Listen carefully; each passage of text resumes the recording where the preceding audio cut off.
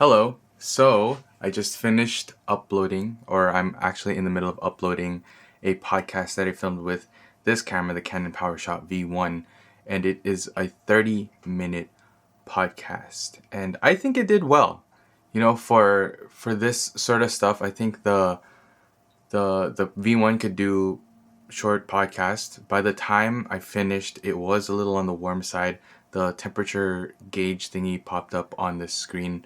I'm not sure at what minute, but it was there. But it didn't really stop me from recording. So in like a controlled environment, I think it's fine. I'm not sure how it'll handle recording for longer periods of time out in the open in like direct sunlight or anything. I have to do a little bit more testing on that.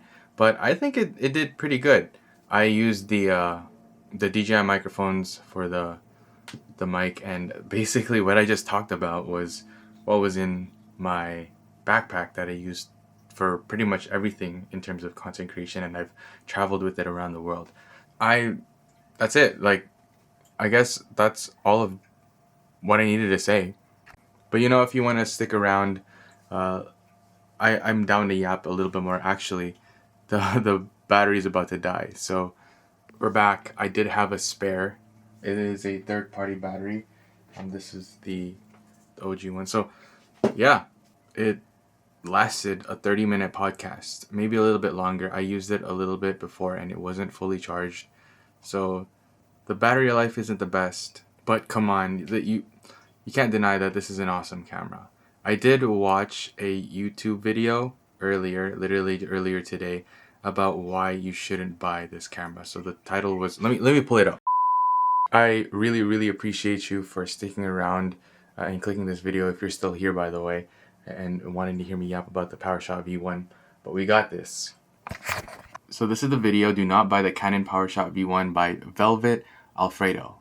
I watched it, left a like, left a comment, and for the most part, I actually do agree with what he has to say. So I guess this sort of video, turning from I shot a 30-minute podcast with the PowerShot V1, has turned into like a little rant.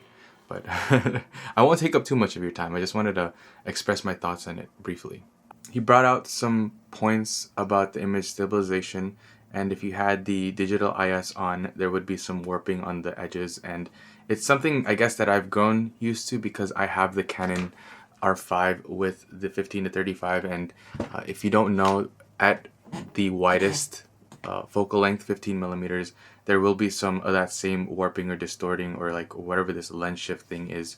I guess I've just grown used to it. Like, I don't like it at all. Like, don't get me wrong. I guess it doesn't bother me as much as it did before. But once you do notice it, you're not gonna not notice it anymore. So it's just like always there. Another thing is the automatic mode. So V1 is a point and shoot camera. So you would want to be able to use it in automatic mode just because it's a point and shoot, right? That's the whole point of it.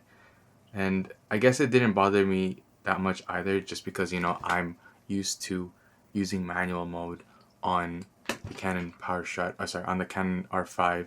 But if you wanted to use it as its intended purpose for vlogging, if you want to just not want to think about the settings and just rock it in automatic mode, it's not as good as the other cameras that he's compared to in terms of like adjusting settings. So for example, I think the iPhone 16 Pro Max, iPhone 15 Pro Max, like the recent iPhones, in my opinion, they're the best with the auto exposure in terms of like going from a dark area or a light area or vice versa. This camera still performs like a Canon mirrorless camera or a Canon DSLR even, in terms of the way it exposes, which is not that great, right? This is a camera that came out in 2025. And that's another reason why I don't like personally shooting in automatic on the V1 as well, is just that it's slow. Like, it ruins the shots, and like you have no control over it. So if you want to use it as that and not have to think about, shooting in manual or adjusting settings or anything, then you're going to be disappointed. I understand that.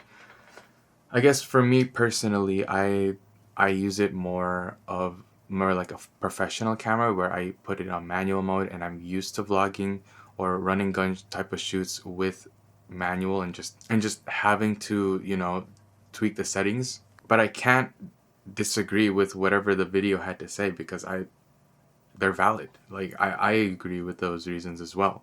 But still, for me personally, I still, stand by the hype of this camera about being an amazing camera for what it is.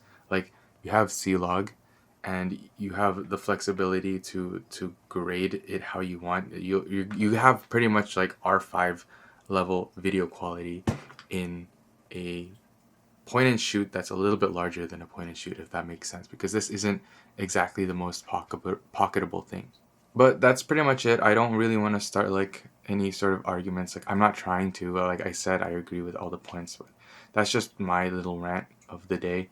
I really hope you enjoyed. If you did, if you found this video useful, I hope that I was able to not discourage you from getting the V1 if it fits your needs, because that's, at the end of the day, that's what you need, right? Like a device that conforms to whatever you like to create. So if it's the iPhone 16 Pro Max, then go with that. If it's the R5, then go with that as well. If it's the V1, then awesome.